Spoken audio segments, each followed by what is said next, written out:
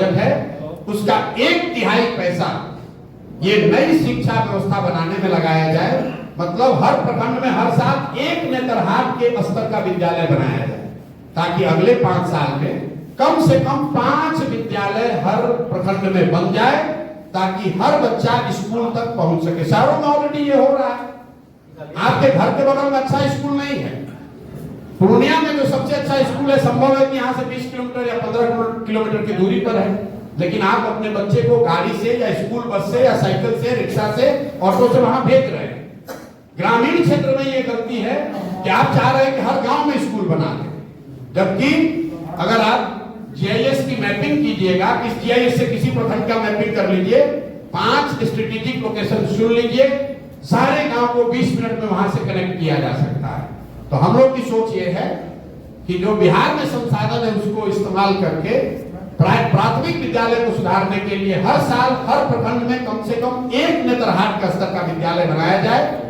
एक नेतरहाट का विद्यालय से 1500 से ज्यादा आईएएस आईपीएस बने। आप समझिए कि अगर पूरे बिहार में हर प्रखंड में 5 ऐसे विद्यालय हो तो कितने लोगों का जीवन सुधर सकता है। तो शिक्षा को लेकर हम लोग की सोच ये है। अगर आप इसको देखना समझना चाहते हैं तो फिनलैंड का जाकर देखिए। Finland is today rated as number 1 in the world. PISA की जो रैंकिंग आती है, जो एजुकेशन व्यवस्था का रैंकिंग होता है दुनिया भर में, उसमें नंबर 1 पर है फिनलैंड। वहां पर यह व्यवस्था लागू है। कई स्कैंडिनेवियन कंट्री में यह व्यवस्था लागू है। इसके साथ एक बात हम लोग और कह रहे हैं, 5 वर्ष हमको लगेगा, जनसुराज को लगेगा ये व्यवस्था बनाने में। अभी जो बच्चा है उसका क्या होगा? उसके लिए हम लोग कह रहे हैं कि भाई साहब ने जो कहा 75 और 60 और 75 की बात नहीं कर रहे हैं। हम लोग ये कह रहे हैं कि जब तक सरकारी व्यवस्था न सुधरे तब तक पेरेंट्स को ये ऑप्शन होना चाहिए, गरीब पेरेंट्स को, कि अगर आप चाहें तो अपने बच्चे को प्राइवेट स्कूल में भेजिए, उसका फीस सरकार भरेगी। कुछ लोग तुरंत कहेगा भाई तो सब आदमी प्राइवेट में जाना चाहेगा, नहीं जाना चाहेगा। अमेरिका के कई देश राज्यों में यह व्यवस्था लागू है। अगर आपको कोई कह दे कि भाई पटना मेडिकल कॉलेज में एडमिशन होगा, प्राइवेट मेडिकल कॉलेज में कहां पढ़ाओगे अपने बच्चे को, तो तुरंत लोग कहेगा पटना मेडिकल कॉलेज में पढ़ाएंगे।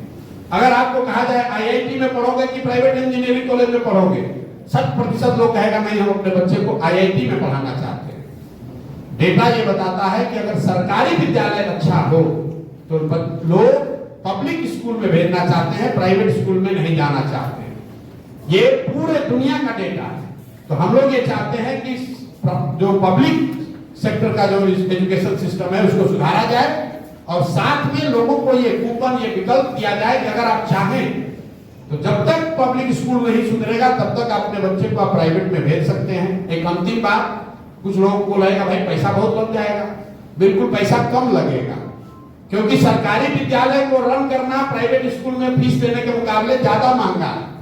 बोलचाल की भाषा में समझिए, जो सरकारी मास्टर है उसका महीना है 50,000 और जो प्राइवेट स्कूल में पढ़ा रहा है उसका महीना है 10,000।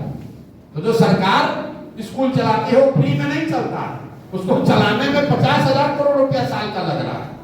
अगर उसका एक पोर्शन निकाल लिया जाए तो लाखों बच्चों को वो कूपन सिस्टम दिया जा सकता है, जहां प्राइवेट स्कूल में रेगुलेटेड फीस दिया जाए।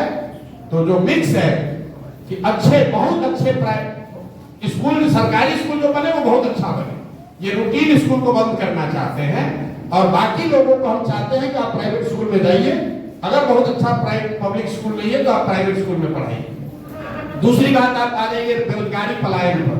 बहुत लोगों ने सवाल उस पर कहा, किसी ने इंडस्ट्री की बात कही, किसी ने डोमेसाइल की बात कही। फंडामेंटल बात समझिए कि कैसे पूरे समाज को रोजगार दिया जा सकता है। जिसको भी लग रहा है कि सरकारी नौकरी से दिया जा सकता है, बिल्कुल इस चीज को दिमाग से हटा दीजिए। पूरे बिहार में 23.25 लाख लोग आज सरकारी नौकरी करते हैं। चपरासी से लेकर मुख्य सचिव तक सिर्फ 23.25 लाख लोग, मतलब 1.97% लोग ही सरकारी नौकरी आज करते हैं। तो किसी भी हालत में सरकारी नौकरी के जरिए समाज का कल्याण नहीं हो सकता है। पूरे इंडिया में 3% लोगों को सरकारी नौकरी है। तो किसी भी व्यवस्था को बना दीजिए, 98% आदमी को तो सरकारी नौकरी से लाभ नहीं होने वाला है। दूसरा, लोगों को लगता है कि भैया फैक्ट्री लगवा दीजिए, फैक्ट्री लगाकर भी आपको रोजगार नहीं मिल सकता। यहाँ पर जो लोग इकोनॉमिक्स को समझने वाले बैठे हैं, किसी भी अर्थव्यवस्था को 3 भाग में लोग बताते हैं।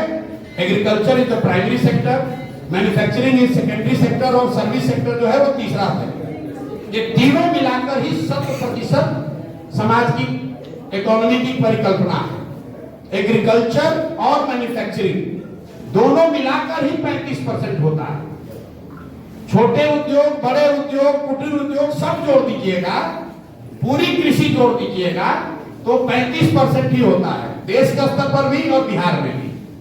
65% इकोनॉमी जो है वो सर्विस सेक्टर का है। होटल है, रेस्टोरेंट है, स्कूल है, अस्पताल है, टैक्सी है, जो पूरा सर्विस सेक्टर है। जब तक उसको नहीं सुधारा जाएगा, जब तक कंजम्पशन नहीं यहाँ होगा, तब तक लोगों को रोजगार नहीं मिल सकता है। जन स्वराज क्या कह रहा है इसके लिए? इसके लिए जन स्वराज ये कह रहा है कि 15 साल से 50 साल की उम्र के हर व्यक्ति के हाथ में पूंजी उपलब्ध कराया जाए, ताकि लोग कुछ न कुछ स्वरोजगार कर सके। कैसे होगा ये आपको बस अंतिम 2 मिनट में बताएंगे, फिर आपकी छुट्टी है। पहले आप समझिए कि देश का सबसे कैपिटल स्टार्व स्टेट है बिहार। यहाँ पर लोगों के पास पैसा ही नहीं है, किसी के पास पैसा नहीं। यहाँ पर बिहार में लोगों के पास पैसा नहीं है। क्यों नहीं है? इसलिए नहीं है कि कैपिटल के 2 स्रोत हैं। लोग समाज में पूंजी आता कहां से? एक पूंजी का स्रोत है जो पैसा आप कमाते हैं, खर्चा के बाद जो बच गया वो आपका पूंजी हुआ। और दूसरा पूंजी का स्रोत है बैंकों से आप जो कर्ज लेते हैं, बोरोड कैपिटल। तो प्रति व्यक्ति आय बिहार में है करीब 34,000 रुपया। अगर पटना और बेगूसराय, मुंगेर 3 जिला को हटा दीजिएगा तो प्रति व्यक्ति आय बिहार में है करीब 24,000 रुपया। जब 24,000 रुपया ही आपकी प्रति व्यक्ति आय है, तो फिर अगेन डेटा ये बताता है कि अगर आप $2 से कम कमाते हैं तो 90% से ज्यादा आप सिर्फ खाने और अपने सर्वाइवल पर खर्च करते हैं। आप उससे ज्यादा कुछ नहीं कर सकते। बिहार में 100 में 80 आदमी दिन में 100 रुपया भी नहीं कमा रहा है। कई लोगों को लगता है कैसे संभव है, मजदूर को तो हम 300 देते हैं। अरे नहीं, अगर आप मजदूर को 300 दे रहे हैं तो मजदूर के घर में उसकी पत्नी भी है, उसके 2 बच्चे भी हैं, तो उसको तो 300 का भागा 4 कर दीजिए तो 75 रुपया ही हुआ। वो भी उसको 30 दिन रोजगार नहीं मिला, 15 ही दिन मिला तो उसको 30 ही रुपया हुआ। तो बिहार में 100 में 80 आदमी दिन में 100 रुपया नहीं कमा रहा है, तो जो भी कमाता है उसे खाने और कपड़ा और दवाई पे खर्च करता है, इसलिए उसके पास पूंजी है नहीं। दूसरा पूंजी का स्रोत है जो बोरोड कैपिटल, जिनके 20% के पास भी समाज में पैसा है, वो कुछ क्यों बड़ा नहीं कर पा रहे? क्योंकि यहाँ पर बैंकों से लोन नहीं मिलता है। बैंक के साहब बैठे हुए हैं, एक यहाँ रेशियो है आरबीआई देश में जारी करता है, जिसको कहते हैं क्रेडिट डिपॉजिट रेशियो, जो ये बताता है कि समाज में पूंजी की उपलब्धता कितनी है। बैंकों के पास ये स्टैट्यूटरी गाइडलाइंस है कि जो पैसा आप और हम बैंक में रखते हैं उसका 70% पैसा उनको लोन के तौर पर समाज को वापस देना है। चाहे घर बनाइए आप उससे, गाड़ी खरीदिए, बिजनेस कीजिए, जो भी कीजिए, वो पैसा बैंक को देना है। और इस आंकड़े को कहते हैं सीडी रेशियो, जो आरबीआई हर 15 दिन पर जारी करता है।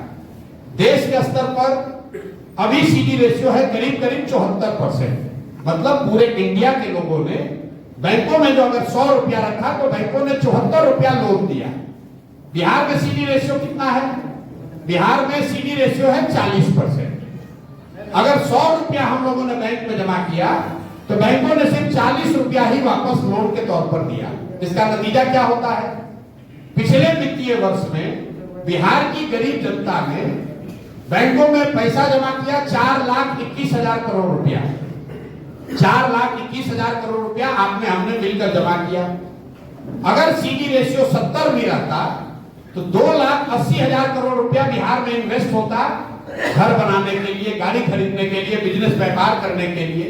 लेकिन चूंकि सीडी रेशियो 40% है तो पैसा मिला 1,61,000 करोड़ रुपया। बाकी पैसा कहां गया बैंक से? बाकी पैसा बैंकों ने उन राज्यों में ट्रांसफर किया जहां पर इन्वेस्टमेंट हो रहा है, जहां फैक्ट्री लग रही है, जहां रोजगार क्रिएट हो रहा है। गुजरात में, कर्नाटक में, आंध्र प्रदेश में, तेलंगाना, तमिलनाडु और केरल में हर राज्य में सीडी रेशियो है 90 से ज्यादा। मतलब अगर आंध्र प्रदेश में लोगों ने 100 रुपया जमा किया तो वहां पर सीडी रेशियो 104 रुपया बैंकों ने लोन दिया। वो पैसा आकर में कहां से आया? वो पैसा यहाँ बिहार के बैंक ने ट्रांसफर किया है। और आप कहिए भाई तो कौन नया बात आप कहने लगे तो बिहार में चर्चे नहीं होता है। तो ऐसा नहीं है कि बैंकों की मनमानी है। देश के स्तर पर आपको जानना चाहिए, प्रधानमंत्री के चेयरमैनशिप में कमेटी है जो इस चीज को देखती है कि सीडी रेशियो 70 के नीचे न आए।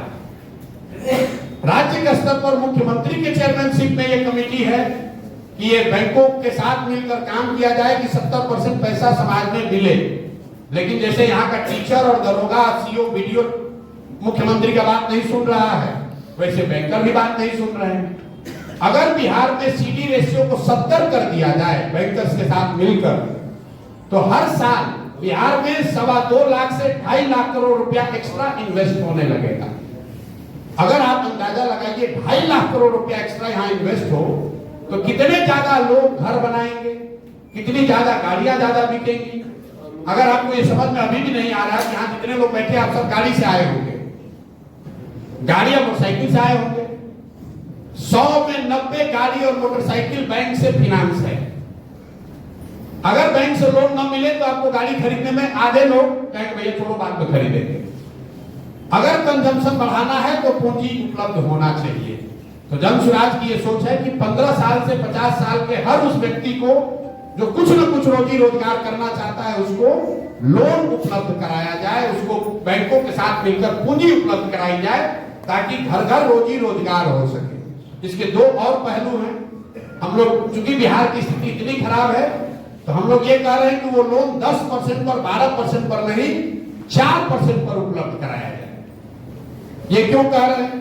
इन इंटरेस्ट सबवेंशन स्कीम से अगर बजट से 6,000 करोड़ रुपया हम लोग खर्च करें, 3 लाख करोड़ के बजट से 6,000 करोड़ रुपया अगर साल का खर्च हो तो 1 लाख करोड़ रुपया अलग से समाज को मिल जाएगा। तो टोटल 2 लाख करोड़ रुपया लोन दिलाने के लिए सरकारी खर्च आएगा सिर्फ 12,000 करोड़, लोन देंगे 8,000 करोड़ और 2 लाख करोड़ रुपया का इन्वेस्टमेंट, उससे पूंजी, व्यापार, रोजगार बढ़ेगा। तो दूसरा पहला यह है कि लोन उपलब्ध हो, दूसरा यह है कि वो लोन 4% पर सस्ते दर पर उपलब्ध हो, और तीसरा रोजी रोजगार के लिए हम लोग कह रहे हैं कि मनरेगा को सीधा कृषि से जोड़िए। किसी ने कहा कि केंद्र से जो पैसा आ रहा हम लोग उसका इस्तेमाल नहीं कर पा रहे, ठीक बात है। पिछले साल मनरेगा में बिहार का यूटिलाइजेशन है 39%, मतलब 100 रुपया जो केंद्र से हम लोग ला सकते थे तो 61 रुपया तो लेकर ही नहीं आए, जो लेकर आए उसमें 40% चोरी कर लिया। अगर और वो क्यों नहीं लेकर आ पाए, आप इसको जानने की जरूरत है। इसलिए नहीं लेकर आ पाए कि केंद्र सरकार पैसा तब देती है जब मैचिंग आप भी 20% देता है। आपको प्रपोजल देना पड़ता है कि उस पैसे का आप क्या करेंगे, बांध बनाएंगे कि खेती करेंगे कि घर बनाएंगे। यहाँ का अफसर और सरकार इतना निकम्मा है कि उसको फुर्सत ही नहीं है, जो पैसा आया नहीं आया। हम लोग ये कह रहे हैं कि मनरेगा को कृषि से जोड़िए, क्योंकि यहाँ पर जो कृषक हैं जिनके पास जमीन है, ज्यादातर लोग को अनुभव है कि बिहार में क्या चाहे जितनी गरीबी है उसको मजदूर नहीं मिल रहा है। हम लोग ये कह रहे हैं कि मनरेगा के मजदूर को अगर कृषकों को दे दिया जाए जिसके पास जमीन है, इस शर्त के साथ कि अगर आप धान गेहूं की खेती छोड़कर नकदी फसलों की खेती करने लगे तो आपको मजदूर मुफ्त मिलेगा। इसका फायदा क्या होगा? फायदा ये होगा कि हम लोग मनरेगा का पैसा जो दिल्ली सरेंडर कर रहे हैं वो पैसा बिहार में आने लगेगा। दूसरा, जिस किसान को भी आप मजदूर दीजिएगा वो मजदूर से काम कराएगा, चोरी नहीं होगी। तीसरा, agriculture productivity will go up. अगर आप अभी धान उगा रहे हैं 1 एकड़ में, उसी 1 एकड़ में अगर आप लहसुन उगाने लगिएगा तो आपकी आमदनी बहुत ज्यादा बढ़ सकती है, क्योंकि बिहार में जो जमीन है उसको कोई बढ़ा नहीं सकता, उसी जमीन से प्रोडक्टिविटी को बढ़ाया जा सकता है। तो जो 3 बातें हम लोग कह रहे हैं जिससे बेरोजगारी और पलायन को रोका जा सकता है, वो है पूंजी की उपलब्धता, दूसरा है पूंजी का जो कॉस्ट है उसको टेम्पररी कम से कम 5 साल 10 साल उसको सब्सिडाइज करना, मतलब 4% 5% पर लोगों को दिलाना, और तीसरा मनरेगा को कृषि से जोड़कर एग्रीकल्चर प्रोडक्टिविटी को सुधारना। तो ये 2 बात आप किसी को कह सकता है कि भैया आप भी इतना बड़ा ज्ञानी है, सीडी रेशियो को पहले काहे नहीं चर्चा हुआ है। तो मैं आपको दावा कर रहा हूं, कुछ लोग यहाँ बड़े होशियार भी बैठे हुए हैं, कुछ पत्रकार भी बैठे हैं, अगली बार जब आपको यहाँ का फाइनेंस मिनिस्टर मिले तो उससे पूछिए कि प्रशांत किशोर कह रहा है कि 26 लाख करोड़ रुपया बैंक वाला सब ट्रांसफर कर दिया, आपको इस पर क्या कहना है? तो कहेगा ये क्या होता है, सीडी रेशियो क्या होता है भैया? अगर फाइनेंस मिनिस्टर बता दे तो हमको बताइएगा कि क्या होता है। कोई पत्रकार अगर सवाल पूछा हो तो हमको दिखा दीजिए फुटेज के पिछला 10 साल में कोई पूछा भी हो कि भाई ये 2 लाख करोड़ रुपया हर साल बिहार से जा रहा है वापस बाहर, इसके रोकने के लिए क्या कर रहे हो? तो अगर आप बेवकूफों की जमात बनकर रहिएगा, बेवकूफ आदमी को ही राजा बनाइएगा, जो फाइनेंस मिनिस्टर है उसको नेफ्ट की जानकारी नहीं है और फाइनेंस मिनिस्टर है, तो यही दुर्दशा होगी। और ये सारा ज्ञान हमारे पास नहीं है। बिहार के हजारों लोग पूरे दुनिया में एक से एक विद्वान लोग बैठे जो ये मदद कर रहे हैं, जो बता रहे हैं।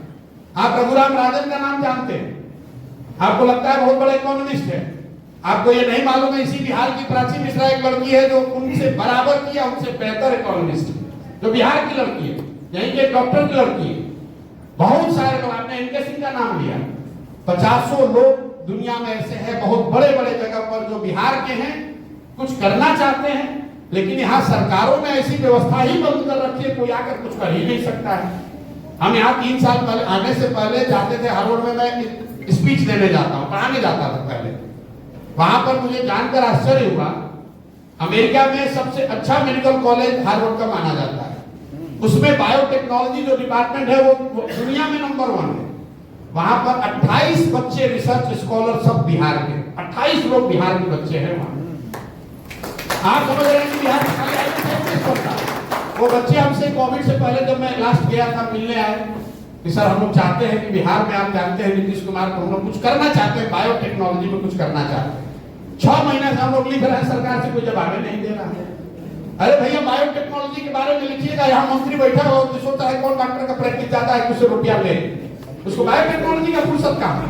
जो स्वास्थ्य मंत्री बनता है तो सबसे पहले लिखता है, पहले पता है हम जानते, हम रहे सिस्टम, हम आपको बता रहे हैं, कहता है कौन कौन डॉक्टर के ज्यादा प्रैक्टिस है पहले पता कराओ और उसका ट्रांसफर इतना दूर करो कि आके 5 लाख रुपया दे।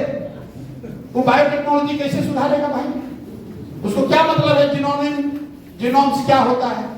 हम लोग के मुख्यमंत्री कह रहे हैं कि मोबाइल का इस्तेमाल इतना हो रहा है कि अब दुनिया खत्म होने वाली है और आप कह रहे हैं कि यहाँ रोजगार नहीं होगा। पूरा दुनिया में लोग कह रहे हैं आर्टिफिशियल इंटेलिजेंस की बात हो रही है और हम लोग का मुख्यमंत्री कह रहा है कि मोबाइल का इस्तेमाल करने से दुनिया खत्म होने वाली है। अब फिर आप सोचिएगा कि बिहार का विकास नहीं हो रहा है।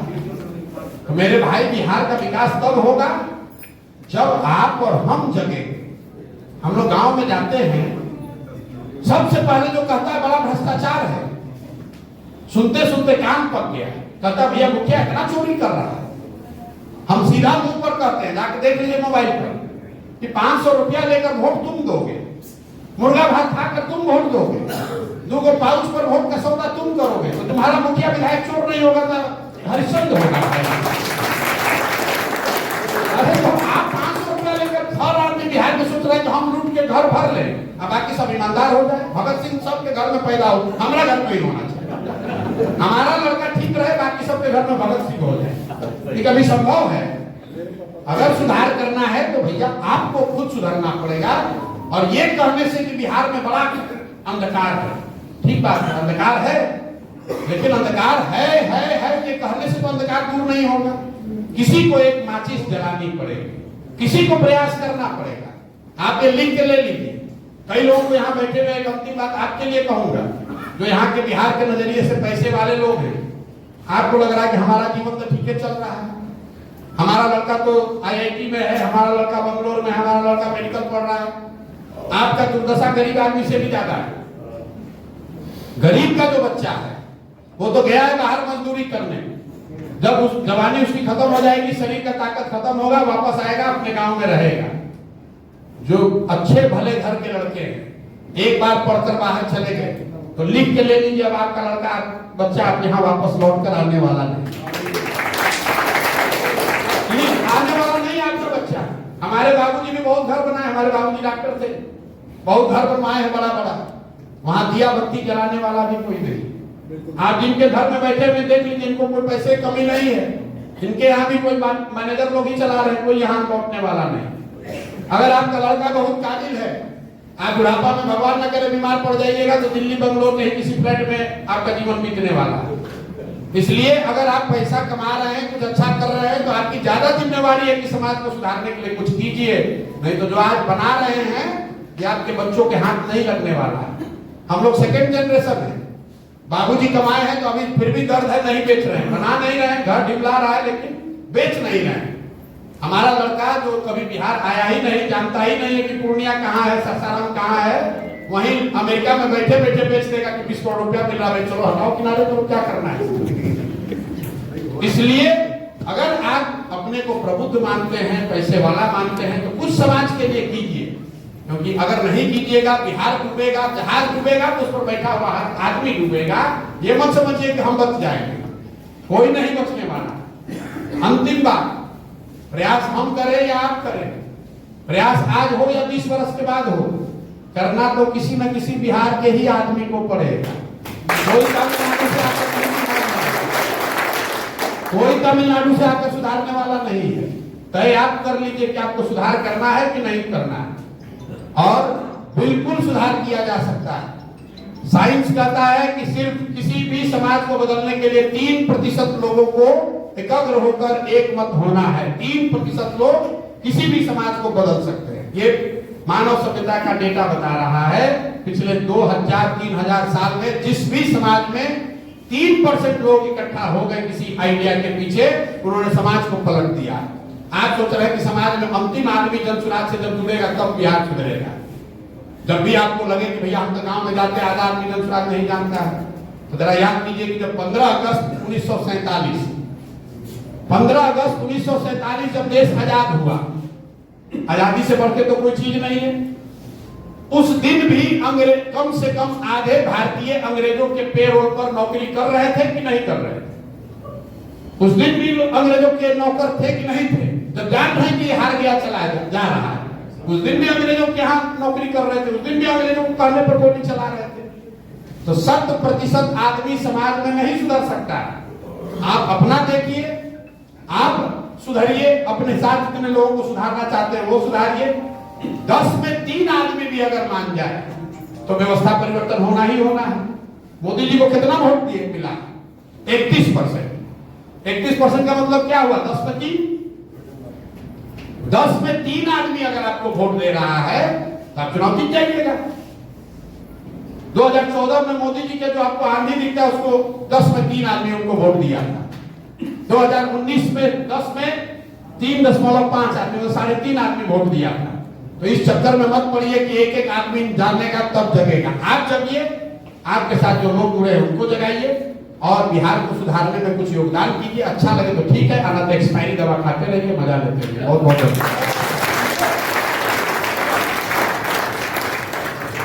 अब खाना अगर